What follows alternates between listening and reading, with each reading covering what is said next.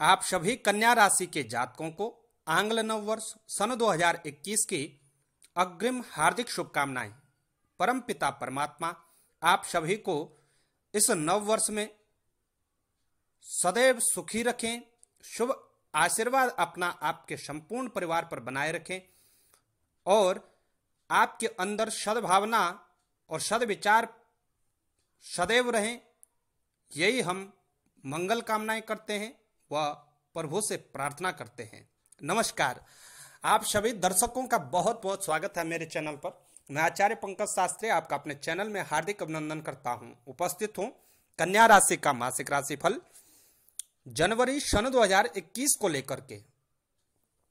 सन 2021 के प्रथम माह क्या खास लेकर के आएगा कन्या राशि के जातकों के लिए, कैसे आपके लिए ग्रह गोचर व्यवस्था रहने वाली है, क्या आपकी स्थिति बनती है ग्रहों की गोचरीय व्यवस्था और किस प्रकार आपका स्वास्थ्य रहेगा, लाभ के लिए व आय आपकी कैसे रहने वाली है, कारोबार व कार्य क्षेत्र में क्या उतार चढ़ाव आपको देखने को मिलेंगे। इन तमाम बातों पर तो हम चर्चा करेंगे ही, लेकिन साथ ही बात करेंगे कि कौन सी वह तिथियां होंगी इस जनवरी माह में जो कन्या राशि के जातकों के लिए सर्वश्रेष्ठ तिथियां साबित होंगी और कौन सी तिथियों में आपको सतर्क सावधान रहने की आवश्यकता पड़ सकती है। तो आइए प्रारंभ करते हैं और सर्वप्रथम एक दृष्टि डालते हैं कन्या राशि के जातकों की ग्रह गोचरीय व्यवस्था पर। लेकिन उससे पूर्व मैं आपको यह बता दूं कि यह राशिफल चंद्र कुंडली के माध्यम से तैयार किया गया है, अर्थात इसको आप लग्न कुंडली से न देखें।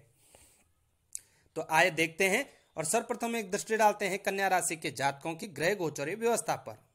तो कन्या राशि का स्वामी जो कि बुध देव हैं, वह सूर्य और बुध दो ग्रहों की युति आपके लिए सुख भाव में बनी हुई है। धनु राशिस्थ बुधादित्य योग का निर्माण हुआ है। तो केतु और शुक्र वृश्चिक राशि में पराक्रम भाव में स्थित है। देवगुरु बृहस्पति और शनिदेव दो ग्रहों की युति पंचम भाव मकर राशिस्थ बनी हुई है। तो मंगल आपके लिए अष्टम स्थान पर स्थित है और राहु वृषभ राशि के अंतर्गत भाग्य स्थान पर आपके लिए स्थित रहने वाले हैं इस जनवरी के माह में। और चंद्रमा की बात हम बाद में करेंगे। सर्वप्रथम हम आपको बता दें कि 4 जनवरी को ही शुक्रदेव राशि परिवर्तन करेंगे और दैत्य गुरु शुक्र वृश्चिक राशि को छोड़ करके देवगुरु बृहस्पति की राशि में आ जाएंगे, अर्थात धनु राशि में आ जाएंगे। सूर्य बुध और शुक्र की युति बनेगी 3 ग्रहों की। 5 तारीख को ही बुध भी राशि परिवर्तन करेंगे और बुध धनु राशि को छोड़ करके मकर राशि में आएंगे। पंचम भाव में 3 ग्रहों की युति बनेगी। गुरु और शनि के साथ मकर राशिस्थ बुध भी आ जाएंगे।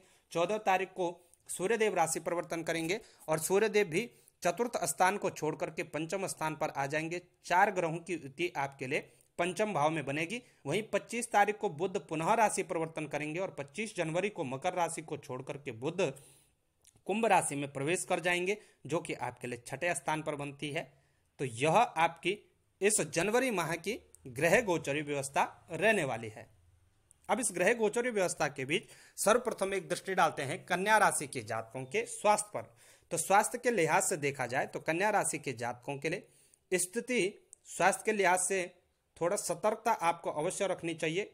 आपके लिए मंगल जो कि अष्टम स्थान में है, हालांकि मंगल यहाँ पर अपनी राशि के हैं, लेकिन फिर भी आपको सतर्क सावधान अवश्य रहना चाहिए। अष्टम स्थान में मंगल होने से अचानक से चोट चपेट इत्यादि के योग बनते हैं और फोड़े फुंसे ब्लड से संबंधित समस्याएं देखने को मिलती हैं। तो ऐसी स्थिति में सतर्क सावधान अवश्य रहते हैं रहिए। वाहन इत्यादि चलाते हैं तो बेहद सावधान होकर के चलाइए। हालांकि बहुत अत्यधिक डरने की आवश्यकता आपके लिए नहीं है, पर फिर भी आपको सतर्क सावधान अवश्य रहना चाहिए। 25 जनवरी के बाद बुध जैसे ही 6ठे भाव में आएंगे तो यहाँ बाहरी शत्रुओं के द्वारा आपको नुकसान पहुंचाने का कार्य किया जा सकता है। ऐसी स्थिति में आपको सतर्क सावधान रहना चाहिए। अपने कार्य क्षेत्र को लेकर के, व्यवसायिक क्षेत्र को लेकर के चौकन्ना रहना चाहिए। किसी भी प्रकार की लापरवाही न बरतें। बात करें आपके कार्य क्षेत्र की, तो कार्य क्षेत्र के स्वामी बनते हैं आपके लिए बुध देव, जो कि माह प्रारंभ में चतुर्थ स्थान पर स्थित रहेंगे और कार्य क्षेत्र पर पूर्ण तो दृष्टि बना करके चलेंगे। तो कार्य क्षेत्र के लिहाज से आपके लिए स्थिति अच्छी रहेगी।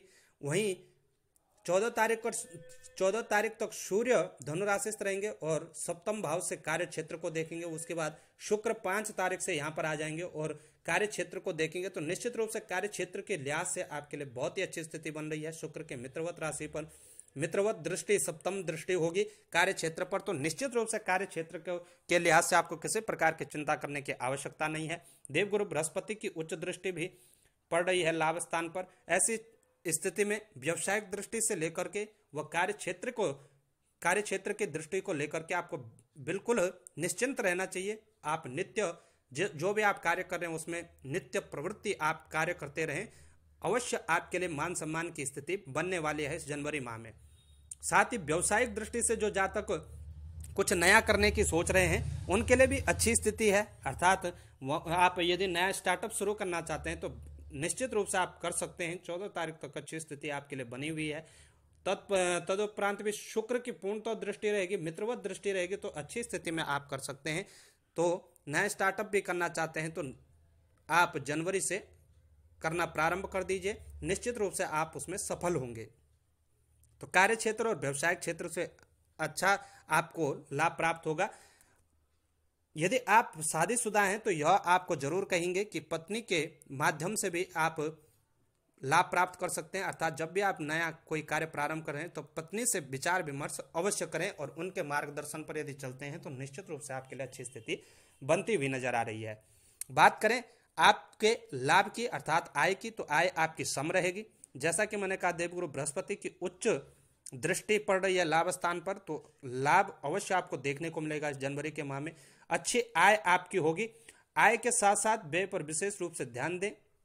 14 तारीख के पश्चात थोड़ा बहुत व्यय आपका हो सकता है संतान की ओर और शिक्षा से संबंधित, लेकिन सावधान होकर के व्यय आप करें। जब भी आप कोई लेन देन करते हैं तो निश्चित रूप से आपको सतर्क सावधान रहना चाहिए और किसी भी प्रकार से ऋण देने से आपको इस जनवरी के माह में बच करके चलना चाहिए। अष्टमस्त मंगल है, तो जब भी मैं कहता हूं 6, 8, 12 भाव में यदि मंगल हो तो ऐसी स्थिति में यदि ऋण आपने किसी को दिया हो तो वह ऋण फंस जाता है, अर्थात उसकी वापसी बहुत कम होती है। तो ऋण देने से आपको बचना चाहिए। आय आपकी अच्छी रहेगी। व्यय पर विशेष रूप से ध्यान दें। अपने सुखों पर थोड़ा सा आपको नियंत्रण लगाने की आप कोशिश करें, अपने सुखों पर नियंत्रण लगाएं। अत्यधिक व्यय करने से आपको बचना चाहिए।